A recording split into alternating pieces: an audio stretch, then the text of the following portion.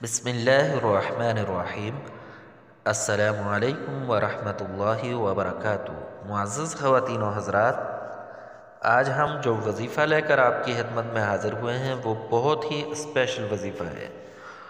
سورہ رحمان کا وظیفہ ہے، جسے آپ صلی اللہ علیہ وسلم نے قرآن پاک کی دلہن قرار دیا ہے، اور یہ بہت ہی خوبصورت سورہ ہے۔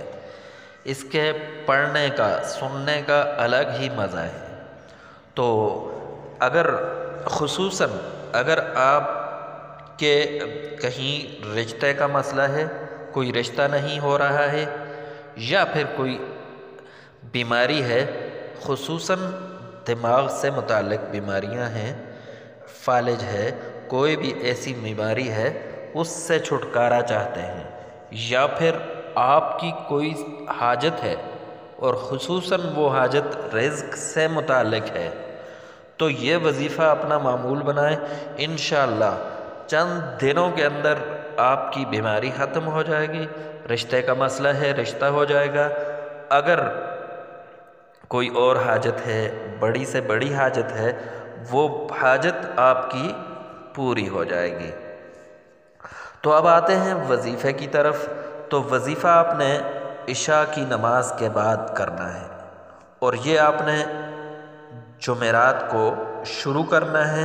جمعرات کے دن بہتر یہ ہے، نہیں تو کسی بھی دن شروع کر سکتے ہیں، لیکن جمعرات کا دن افضل دن ہے۔ اب جمعرات کی شب کو آپ نے یہ وظیفہ شروع کرنا ہے۔ عشاء کی نماز کے بعد کسی بھی وقت سونے سے پہلے اول اور آخر درود شریف پڑھیں، درود ابراہیمی، اور 11 مرتبہ سورۃ الرحمن کو پڑھیں، اور اس کے بعد آپ اپنی جو بھی حاجت ہے پوری کرنے کے لیے اللہ تبارک و تعالیٰ سے دعا مانگیں، اور ساتھ ساتھ اس کو پانی پر دم کر لیں، اور مریض ہے تو اس کو پلائیں، انشاءاللہ اسے Hey بھی there. شفا ملے گی۔ Subscribe to my channel and also press this bell icon.